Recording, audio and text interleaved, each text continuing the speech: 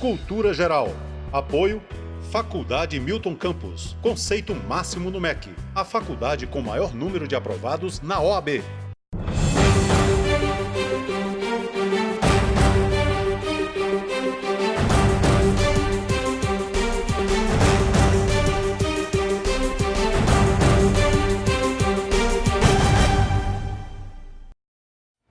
Olá, tudo bem? Começando agora mais um programa Cultura Geral, hoje, segunda-feira, né? Começando essa luta aí árdua da semana, né? Bom, chegamos na segunda-feira, nós vamos discutir hoje o direito médico, o erro médico também, a gente vai discutir isso tudo, toda essa situação aqui, inteligência artificial, o que está envolvido nisso, o que não está, né? Como é que se regulamenta isso, né? Essa coisa da liquidez das relações, né? Então já não tem mais essa relação paciente-médico e tal, e isso tem gerado demandas também no judiciário, e eu acho que a gente discutir todos esses assuntos aqui é muito importante para que possamos criar na sociedade uma forma de relacionar, recriar uma forma de relacionamento, né? Não só com a medicina, mas com todas as áreas do conhecimento. Sejam todos muito bem-vindos nessa sala de bate-papo, é sempre um prazer fazer o Cultura Geral aqui todos os dias, ao vivo, aqui, pelo menos de segunda a quinta-feira, né? Bom, nós estamos recebendo aqui o Dr. Luiz, seja muito bem-vindo, é um prazer te receber, doutor. Obrigado, é um prazer estar aqui. Né? Prazer é todo nosso, essa pauta da OAB que é muito importante, né? Doutor Bruno, seja muito bem-vindo também, é um prazer te receber, eu acho que pôr o direito no meio dessa seara, dessa conversa é muito importante, né? Obrigado, é um prazer todo meu, agradeço o convite e estou à disposição. Doutor Luiz, vamos começar esse bate-papo logo. O que a gente pode encarar como erro médico e a responsabilidade do médico nesse sentido? Sim. O erro médico, ele seria um erro, uma falha assistencial ou alguma questão que leva um dano ao paciente que não um dano esperado, às vezes, para um procedimento cirúrgico ou para um segmento clínico, né? Igual a gente estava conversando aqui antes até, né, que fala sobre a imperícia, a imprudência ou a negligência do médico. Então, algum dessas três áreas aí que o médico, às vezes, ele não exerce da maneira adequada, que leva um dano ao paciente. Entendeu? Tem acontecido recorrentemente na medicina erros assim? E outra coisa assim, que a gente está até conversando antes aqui, mas existe um percentual aceitável? Não existe? Como é que é isso? Como é que é essa relação? É aquela coisa, errar é humano, né? Mesmo na medicina. E assim, não tem como a gente falar sobre uma quantidade de porcentagem de erro que seja aceitável. Todo processo tem seus erros. O problema são aqueles erros que chegam ao paciente que causam dano. Então assim, a empresa, o médico, né, tem que se policiar para que esses erros não ocorram ou para que esses erros sejam diagnosticados antes de chegarem ao paciente. Dependendo da situação, principalmente em cirurgia geral, né, a taxa de erro aceitável é zero. Entendeu? Tem momentos que a taxa é zero. Existem algumas outras coisas, às vezes erros pequenos que não ocasionam um problema ao paciente, às vezes eles são diagnosticados antes, ou às vezes chegam ao paciente, mas sem causar danos grandes. O problema são aqueles erros que causam desfechos desfavoráveis, ou até mesmo questão de óbito, né? Como é que o Brasil caminha para a medicina, né? Nesses tempos aí? O Brasil tem mudado a relação do médico com o paciente, né? Igual a gente estava falando da questão do médico, aquele médico do interior, que ele era o obstetra, ele era o pediatra, ele era o clínico cardiologista da família. Isso não existe mais, né? Hoje a medicina é muito setorizada, e às vezes setorizando muito a medicina, a gente acaba setorizando a relação com o paciente. É aquele médico que você chega nele e fala, não, mas isso não é da minha parte, eu nem vou olhar. Entendeu? E tem evoluído, em alguns casos isso é bom, né? Porque hoje o conhecimento médico é mais amplo e ele é exercido de uma maneira muito mais precisa, né? Porém, bem específico, né? Porém, às vezes, como tudo hoje é mais imediatista, a relação tem caminhado para uma questão mais, às vezes, mercantilista. E isso até está no Código de Ética Médico, que a relação do médico não pode ser mercantilista. O médico não pode vender resultado. Né? A atividade médica é uma atividade meio, não é uma atividade fim. Não é igual um sapato. Você compra um sapato, você quer um sapato. Se você está com um câncer gástrico, você vai fazer uma gastrectomia, você não necessariamente vai conseguir a cura. O médico ele tem que usar de todos os recursos que ele dispõe, não necessariamente todos os recursos válidos na medicina do mundo, mas o que ele dispõe naquele momento, para não oferecer a cura ao paciente, mas para oferecer ao paciente amenizar, né? O melhor resultado possível. Ele não pode oferecer ele não pode oferecer um resultado, oferecer um objeto de consumo, né? O Bruno, onde é que o direito entra nisso? Então, primeiro, voltando ao que vocês estavam conversando antes, o erro médico virou um termo muito genérico. Tudo hoje que você não tem um resultado esperado num tratamento, se dá o nome pelos pacientes, inclusive, de erro médico. E não é assim. O erro médico, ele se enquadra naquela conduta do médico, aquele vínculo da atuação do médico ou a sua omissão quando deveria atuar e o dano gerado ao paciente e um efeito subjetivo nisso, que é a imprudência, a negligência ou a imperícia. Então, ao contrário de um hospital como pessoa jurídica, que a responsabilidade seria objetiva, o médico ele tem uma responsabilidade subjetiva, ou seja, para que se fale em erro médico, concluindo, você tem que estar caracterizado que o médico agiu ou com imprudência, ou com imperícia, ou com negligência. Fora isso, qualquer evento adverso que adveio dali até pode ser caracterizado como uma falha na assistência à saúde, seja por uma falha de estrutura, mas não necessariamente o erro médico. E aí, voltando à sua primeira pergunta, onde o direito entra nisso, quando você tem esse afastamento do médico com o seu paciente, então você tem um paciente menos vinculado emocionalmente ao seu médico, e você tem um paciente muito mais informado de seus direitos, principalmente, a informação está muito célere com a internet, você tem um aumento significativo de demandas quando esse paciente não está satisfeito. Então, quando ele procura uma assistência à saúde e ele não volta para casa curado ou satisfeito do seu atendimento, ele busca o judiciário, e é aí que o direito entra, deságua bastante relação médico e paciente, a judicialização da saúde também. E aí aumentou muito a demanda, doutor? Aumentou. A gente fala aí que entre 2007 para cá, em 10 anos, teve, o CNJ divulgou em 2017, foi um aumento de 130% de demandas relacionadas ao erro médico ou direito à saúde, o que a gente chama hoje de judicialização da saúde. E esse gráfico, hoje eu não vou ter em números, mas você cada dia eleva ainda mais essa questão. O que antigamente, até por falta de informação ou até mesmo pelo vínculo emocional com o médico, ainda que houvesse erro médico, muito dificilmente o paciente questionava. O médico era o detentor da verdade, o detentor do conhecimento, e se ele falou que determinado procedimento estava correto, o paciente não questionava. Hoje, com inclusive a mudança de nomenclatura, não é médico e paciente, o paciente como aquele sujeito passivo da relação. Hoje você fala em usuário do serviço de saúde ou até mesmo em consumidor, aplicando o Código de Defesa do Consumidor. E aí, quando o judiciário veio e falou que a relação médico-paciente configura uma relação de consumo e você tem que aplicar todos os direitos do Código de Defesa do Consumidor, você também deu margem à elevação de demandas judiciais.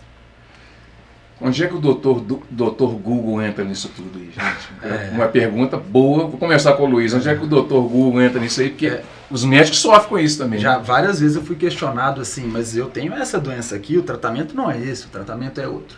A questão do Dr. Google ele vai te oferecer a informação escrita, sem a margem interpretativa dos olhos do profissional. Né? Muita gente brinca que você olha a doença que tem no Google, você acha que você está morrendo, né? Porque o Google ele só oferece aqueles quadros mais drásticos, mais floreados, né? O paciente mais informado é de grande auxílio na hora da consulta. Um paciente que você conversa com ele, ele entende as opções que você está dando para ele. Inclusive eu gosto de às vezes oferecer para o paciente a possibilidade de discutir junto comigo qual a melhor possibilidade de tratamento. Entendeu? Isso ajuda muito a gente. Essa relação horizontal fazendo só um recorte, essa relação horizontal entre o paciente e o médico é a tendência da medicina, essa coisa assim, de não ser mais vertical, como o Bruno estava falando. Antigamente você tinha uma relação, o que o médico falou era verdade. Hoje a relação... Eu acho que ajuda. É uma das maneiras de você se proteger judicialmente é o quê? É você ter uma linha de diálogo com o seu paciente, é você conversar com ele, é colocar na mesa as opções de tratamento, qual que é a doença dele, fazer ele entender junto com você o que ele está passando, quais são as possibilidades, o que fazer e se mostrar disponível. Né? Você não pode operar um paciente e nunca mais aparecer para ele. aí a chance de você tomar ali um processo ou uma questão administrativa, porque você tem que estar disponível para o seu paciente, você tem que conversar com o seu paciente sobre as possibilidades do tratamento e você tem que colocar ele junto à tomada de decisão, essa tomada vertical de decisão, ó, o tratamento é esse e ponto. Isso dá muita margem para problema, porque o paciente não faz, ele é o maior interessado ali do tratamento. Sim. Né?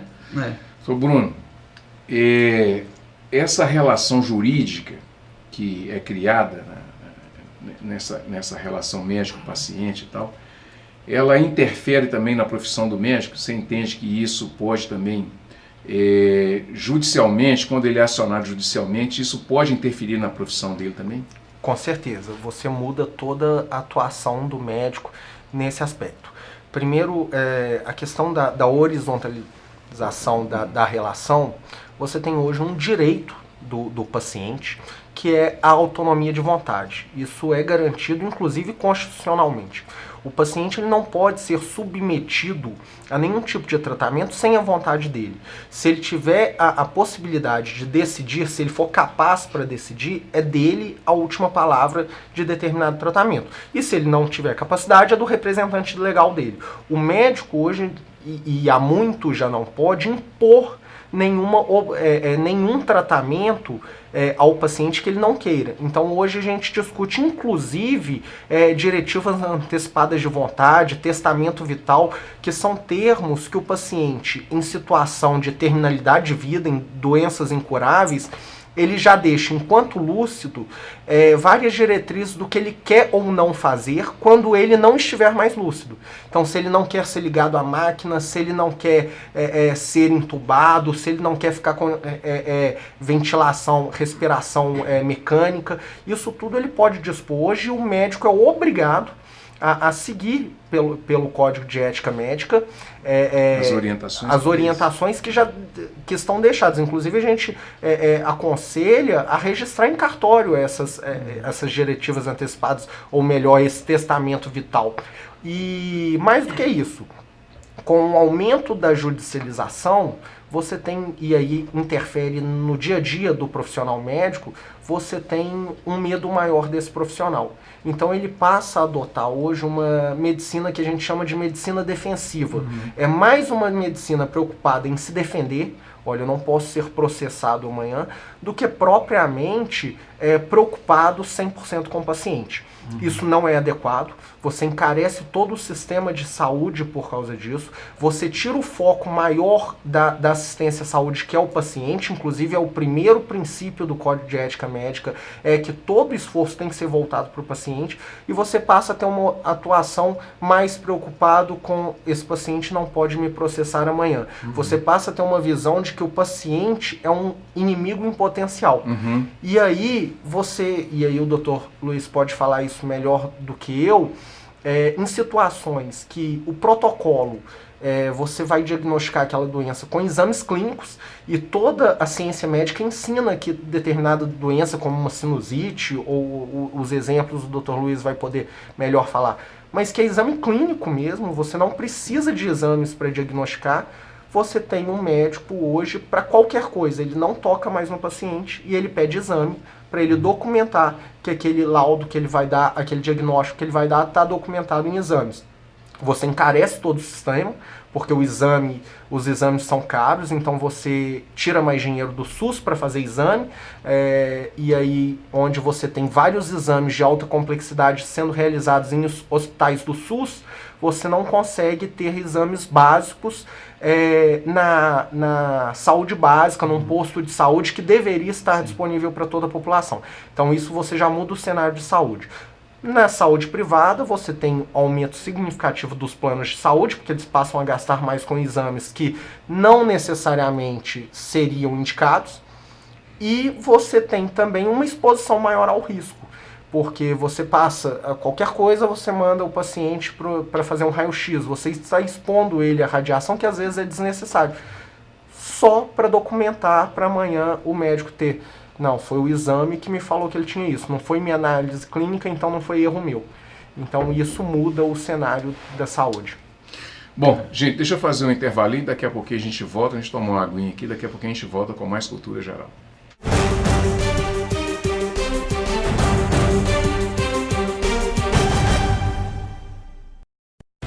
Cultura Geral.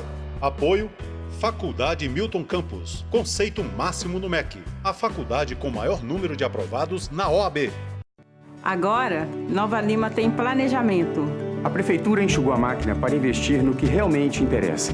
A saúde está cada vez melhor. Os atendimentos nas UBSs aumentaram em 159%. A escola em tempo integral está de volta. E o programa Vida Nova de transferência de renda foi ampliado. Porque agora Nova Lima tem planejamento, trabalho e conquistas. Prefeitura de Nova Lima, a cidade que a gente quer. A NL Shops é uma empresa inovadora e diferenciada que se destaca mais e mais a cada dia neste tão concorrido mercado cervejeiro devido à alta qualidade do seu chopp e da sua cerveja artesanal. E claro, por ter como princípio a excelência no atendimento ao cliente, entendendo que cada um de seus clientes é único e por isso merece um atendimento personalizado e exclusivo. Ofereça para seus convidados o chopp da NL Shops ou a Zig Zag Beer, a melhor cerveja artesanal da região. Não perca tempo, contrate já a NL Shops. Eu acordo às 5 horas da manhã e começo a descer para pegar o ônibus para vir para a coleta.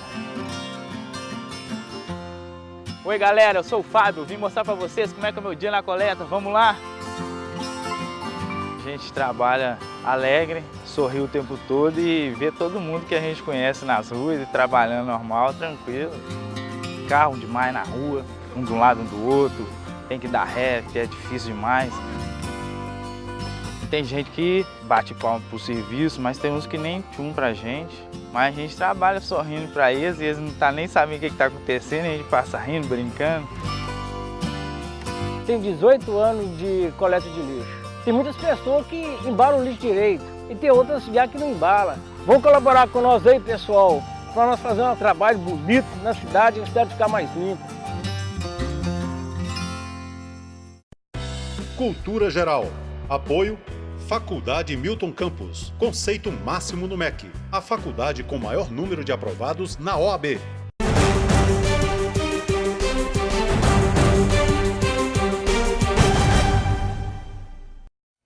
Bom, de volta com a Cultura Geral. Doutor Luiz, deixa eu te perguntar uma coisa. Sim. Qual que é a diferença do médico cubano, do Mais Médico, para o médico, vamos colocar assim, é um médico mais... um médico de família, né, vamos dizer assim, aquele médico mais rudimentar e tudo, para um médico hoje mais tecnológico? Na verdade, essa visão de que o médico de família é um médico mais simples ou mais rudimentar, um médico mais início de linha, é uma visão equivocada. Essa que é a grande questão. O médico cubano, ele na verdade é um tecnólogo em medicina, sem a formação comprovada aqui no Brasil, e que veio para o Brasil através de um programa de governo que foi um programa caríssimo, que mandou aí para fora uma quantidade muito grande de dinheiro, 2 bilhões, se não me engano, que podia ter sido investido aqui dentro do nosso país. E o médico de família é o médico que vai lidar com tudo. É o médico que vai lidar com a criança, ele vai fazer um serviço de pediatria, ele vai lidar com a grávida, fazendo pré-natal, ele vai lidar com aquele idoso de 85 anos de idade cheio de doença, e ele vai lidar também com aquela pessoa de 20 anos de idade que tem as suas demandas, que seja um resfriado, um apendicite. Sim. Então ele é aquele médico que tem que ter um conhecimento amplo e geral de várias especialidades. Ele tem que ser, hoje em dia inclusive fala-se da especialidade de medicina e família. A pessoa termina a faculdade de medicina e faz aí mais alguns anos de subespecialização em medicina de família. Então assim, é muita pretensão do governo achar que vai pegar pessoas formadas em outro contexto, colocar lá num rincão, colocar ele num posto de saúde que é na verdade uma cadeira e uma mesa, e achar que ele vai resolver alguma coisa. Medicina hoje não é feita só na conversa e na ponta da caneta. A medicina é feita de raio-x, exame de sangue, de uma referência para fazer uma tomografia, uma referência para ser avaliado por um cirurgião vascular, um cirurgião geral, um dermatologista, um cardiologista. Então a medicina, na verdade, ela é muito mais complexa do que um diálogo ali no meio do mato. Tem que ter a condição do médico assistir essas populações um médico que tem capacidade de diagnosticar e de referenciar os pacientes que precisam, né? Mas assim, e a questão é aquela velha questão de estrutura. Não adianta um médico sem estrutura, né? E eu trabalho na medicina terciária, é muito diferente você ter acesso aos meios diagnósticos e os meios terapêuticos para você fazer o melhor para o seu paciente. E igual eu falei, o melhor para o paciente nem sempre é aquele medicamento que é usado nos Estados Unidos como linha de pesquisa. Às vezes o melhor é o que a gente tem aqui, que tem um resultado respaldado, né? E até o código de ética do novo, ainda mais essa nova versão que entrou em vigor agora dia 30 de abril, fala que você não necessariamente tem que usar tudo aquilo disponível no mercado médico para o seu paciente, mas tem que usar aquilo que vai conseguir melhorar o seu paciente e que é o que está disponível. Eu gosto de cirurgia laparoscópica para oncologia no SUS. O SUS, a maioria dos centros não tem cirurgia laparoscópica, né? As cirurgias são feitas via aberta, né? Laparotomia, via aberta, cirurgia de abdômen. Mas os estudos mostram que o resultado, por exemplo, de tempo de recidiva de doença, ou seja, o tempo que o câncer demora para voltar, ou se vai voltar ou não, é igual entre a laparoscopia e a cirurgia aberta. Então, assim, vai sendo feita a cirurgia aberta, que tem às vezes um pouco mais de dor no pós-operatório, um pouco mais de permanência hospitalar, mas que o resultado, no final das contas, é o mesmo. Não adianta você pôr um médico no meio do nada, ele não pode nem prescrever um remédio para diabetes, ele não faz nada esse médico. Ele passa a ser um negócio para apaziguar os ânimos. Tem um médico ali, ele conversa com a gente pelo menos, mas ele não resolve nada, porque não tem conhecimento nem estrutura. Não tem como, né? Doutor Bruno, deixa eu te perguntar uma coisa. A ideia de judicialização da saúde já é uma ideia já recorrente. Como é que a gente pode melhorar essa relação ou como é que a gente deve fazer para regular, não deixar também o direito virar um instrumento um instrumento contencioso quase que uma arma entre o paciente e o médico, né? Como é que a gente faz para poder criar essa relação e pelo menos amenizar nesses tempos corridos que a gente tem vivido, assim, porque tá tudo para ontem, né? A felicidade é imediata, tudo é para ontem. Mensagem na hora, né? A mensagem na hora, tem que curar a doença para ontem, que eu tenho que viajar final de semana. Como é que faz isso?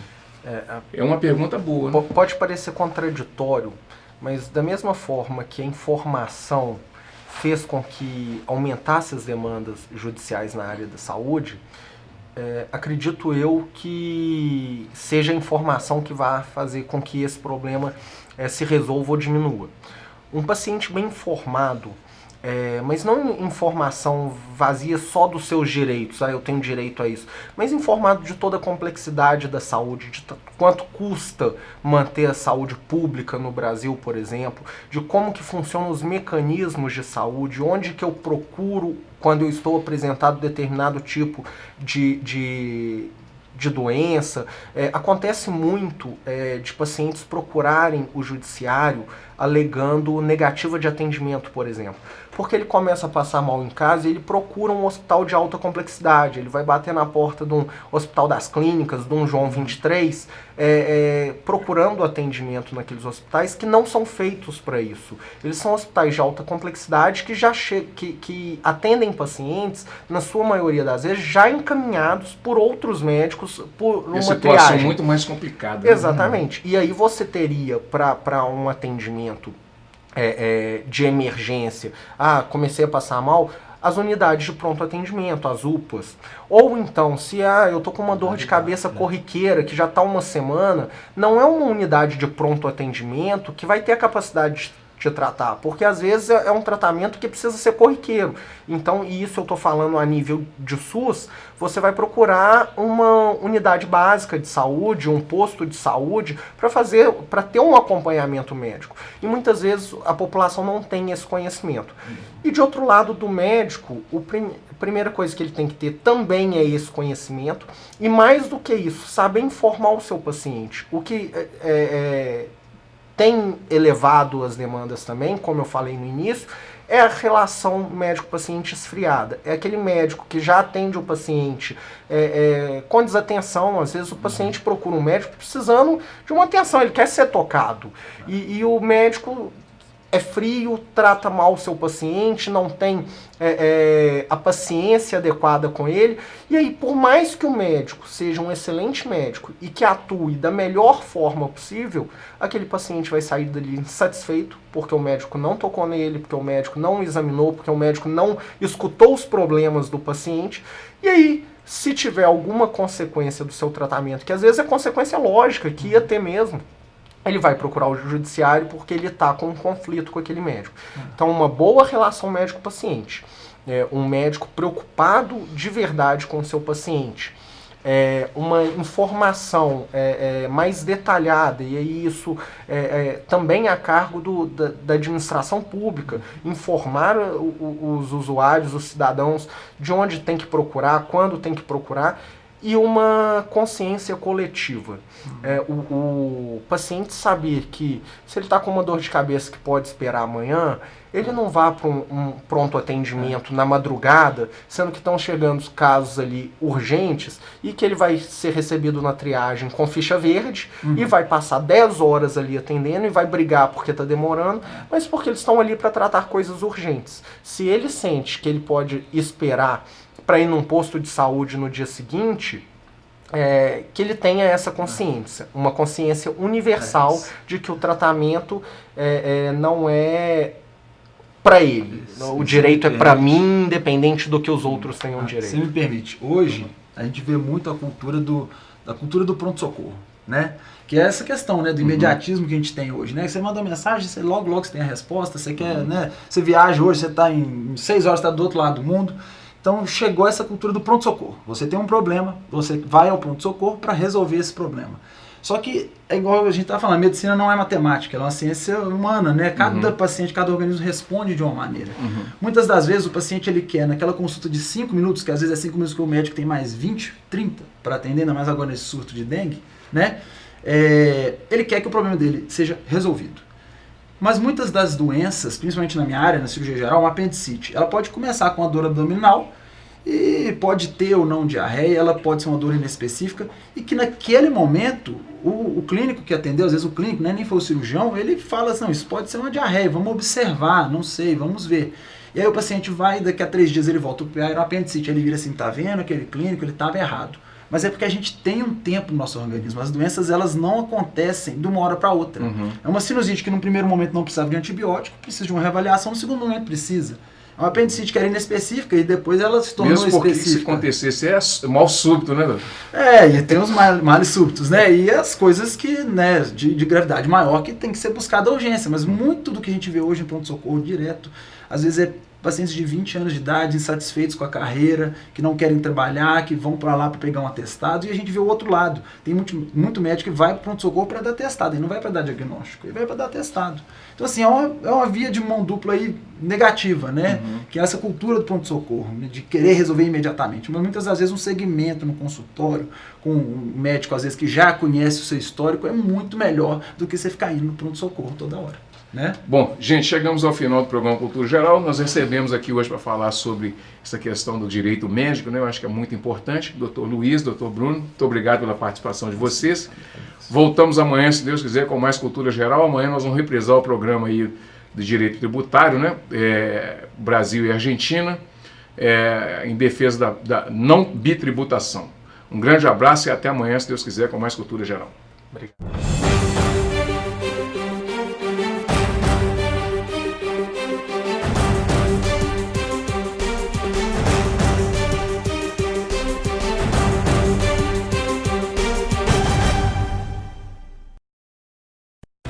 Cultura Geral. Apoio Faculdade Milton Campos. Conceito máximo no MEC. A faculdade com maior número de aprovados na OAB.